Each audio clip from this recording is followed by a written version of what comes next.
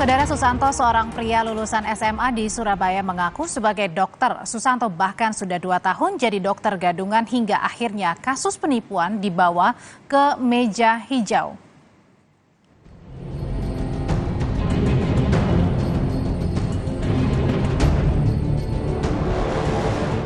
Aksi Susanto menjadi dokter gadungan di Rumah Sakit PHC Surabaya, Jawa Timur selama 2 tahun terbongkar karena pegawai rumah sakit curiga adanya kejanggalan dalam data identitas pribadi.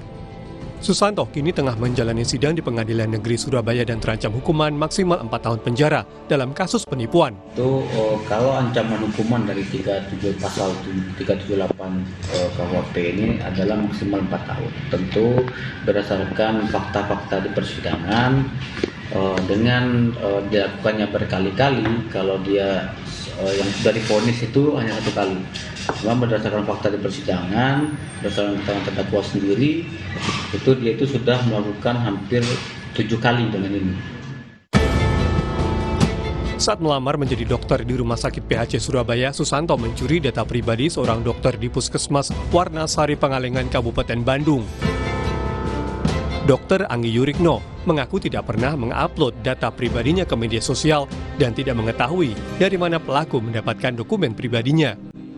Kalau data ya saya nggak terlalu tahu ya proses dia dapatnya tuh, cuman kalau dari pengakuannya sih dapatnya tuh dari Facebook ya. Mungkin karena sekarang kan memang banyak ya kayak penjualan data di Facebook ya. Kalau dari saya yang upload, nggak mungkin sebodoh itu dong kita nge-upload foto barang. Nggak pernah saya merasa upload. Ketua Umum Pengurus Besar Ikatan Dokter Indonesia IDI, Adib Humaydi menyebut munculnya kasus tersebut lantaran terabaikannya proses kredensial dalam rekrutmen tenaga medis atau tenaga kesehatan. Jadi kalau ada dokter yang ingin berpraktek di dalam satu wilayah, atau dia mendapatkan satu penugasan klinis atau clinical appointment atau clinical privilege, maka dia masuk di dalam satu proses yang namanya masuk di KRIP, Komite Rekomendasi Praktek, dengan proses kredensial di internal. Susanto sempat menikmati sebagai dokter di RSPHC Surabaya 2 tahun. Aksinya terbongkar oleh pegawai RSPHC Surabaya saat melakukan operasi sesar. Saat dicek, foto Susanto berbeda dengan data di Konsil Kedokteran Indonesia. Dari situ baru ketahuan ternyata foto yang tertera di website itu beda dengan foto dengan fisik YPS Susanto ini. Kasus Susanto, sang dokter gadungan, kini sudah di meja hijau. Jaksa memastikan Susanto akan segera mendapatkan hukuman karena sudah merugikan banyak pihak. Tim Liputan Kompas TV. Untuk membahas praktek dokter gadungan yang baru terungkap setelah 2 tahun, kita bahas sore ini bersama dengan Siti Nadia Tarmizi, Kepala Biro Komunikasi dan Pelayanan Publik Kementerian Kesehatan. Sore Bu Nadia. Sore Mbak Audrey, salam sehat. Salam sehat Bu Nadia. Jadi apa sih evaluasi dari Kementerian Kesehatan soal adanya dokter gadungan yang praktik di beberapa rumah sakit, bahkan sempat menjadi direktur utama juga nih? Iya, tentunya Mbak Audrey, kita cukup prihatin ya dengan adanya kejadian seperti ini. Apalagi kita ketahui ternyata yang bersangkutan ini sudah melakukan aksinya bukan hanya 1 kali, bahkan sudah beberapa kali dan sejak 2006 bahkan ya dikatakan. Nah, tentunya ini yang harus kita ingatkan kembali kepada seluruh fasilitas pelayanan kesehatan, baik itu pemerintah maupun swasta, klinik ataupun rumah sakit ya, bahwa dalam melakukan perekrutan tenaga kesehatan bukan hanya dokter, itu tentunya harus betul-betul diperhatikan.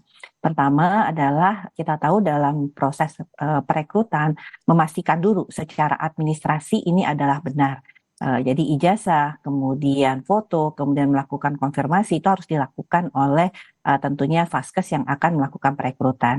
Yang kedua tadi, karena kita berbicara mengenai ada suatu kompetensi khusus ya dari tenaga kesehatan untuk dia melakukan tugas dan pekerjaannya, maka proses yang kita sebut sebagai uji kompetensi atau kredensial yang dilakukan oleh rumah sakit, oleh tim khususnya komite medik ya dalam hal ini yang bertanggung jawab di dalam aturan yang sudah kita tetapkan itu harus dilakukan supaya hal-hal seperti ini tidak terjadi, karena proses kredensial itu memastikan secara teknis kalau misalnya dia melamar sebagai dokter spesialis penyakit dalam itu benar-benar betul dia bisa lakukan. berarti bisa dibilang ada lemahnya pengawasan atau kurangnya mungkin pada saat cross check kembali begitu?